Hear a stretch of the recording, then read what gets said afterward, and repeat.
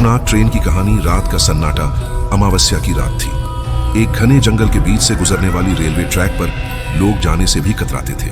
यह जगह बदनाम थी खूनी ट्रेन के नाम से। गांव वालों का कहना था कि जो भी इस ट्रेन में चढ़ता वापस कभी नहीं लौटता। कहानी की शुरुआत राहुल, एक युवा पत्रकार, इस रहस्यमयी कहानी की सच्चाई जानने के लिए उस रेलवे स्टेशन पर पहुंचा जहां से वह ट्रेन गुजरती थी। स्टेशन सुनसान था, न कोई यात्री न कोई कर्मचारी। राहुल ने अपनी घड़ी देखी। रात के 12 बजने वाले थे। ट्रेन का आगमन जैसे ही घड़ी की सुई ने 12 बजाए, दूर से ट्रेन की सीटी सुनाई दी। राहुल ने देखा कि धुंध के बीच एक पुरानी ट्रेन धीरे धीरे प्लेटफॉर्म पर आ रही थी। ट्रेन के डिब्बे खंडहर जैसे थे, खिड़कियों पर जाले और लोहे के दरवाजे जंग लगे हुए। अंदर से धीमी धीमी रोशनी झांक रही थी। डरावना सफर। राहुल ने साहस जुटाया और ट्रेन के अंदर चढ़ गया। अंदर का माहौल सर्द और खौफनाक था। सीटों पर धूल जमी हुई थी और फर्श पर पुराने खून के धब्बे थे। अचानक ट्रेन झटके के साथ चलने लगी। राहुल ने इधर उधर देखा, पर ट्रेन में उसके सिवा कोई और नहीं था।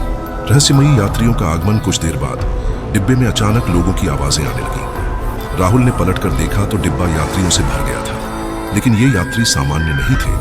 उनके चेहरे सफेद, आंखें खाली और कपड़े खून से सने हुए थे। एक महिला ने राहुल की ओर देखा और ठंडी आवाज में कहा, तुमने गलत ट्रेन चुनी है, अब तुम भी हमारे जैसे बन जाओगे। अतीत की सच्चाई। डर के मारे राहुल ने सवाल किया, तुम लोग कौन हो? तभी एक बूढ़ा आदमी जिसका चेहरा आधा जला हुआ था बोला, हम वो बदनसीब लोग हैं जो इस ट्रेन में सफर करते करते मौत के शिकार हो गए। ये ट्रेन एक अभिशाप है। जिसने भी इसमें कदम रखा वह इस दुनिया से गायब हो गया। अचानक हमला। राहुल को समझ नहीं आ रहा था कि वह कैसे बच पाएगा। तभी यात्रियों ने उसकी ओर बढ़ना शुरू किया।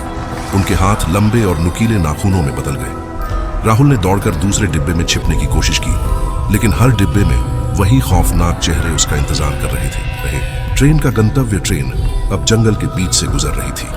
राहुल ने खिड़की से बाहर झांककर छलांग लगाने की सोची, लेकिन ट्रेन के बाहर सिर्फ गहरी खाई थी।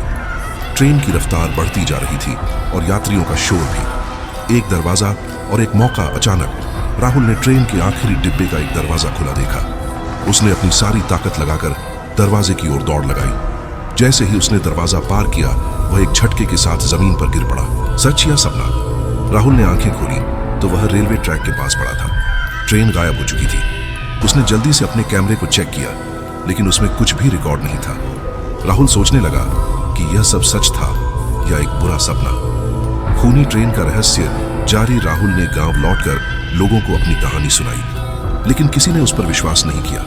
तभी गांव के एक बूढ़े व्यक्ति ने कहा, तुम बच तो गए, लेकिन ट्रेन ने तुम्हें चुना है। अब वह तुम्हें वापस बुलाएगी। राहुल की आंखें डर से फैल गईं। क्या वह फिर से उस ट्रेन का सामना करेगा? यह सवाल अधूरा छोड़कर कहानी खत्म होती है। अंत में संदेश। अगर आप इस कहानी का दूसरा भाग देखना चाहते हैं तो कमेंट करें और चैनल को सब्सक्राइब करना न भूलें।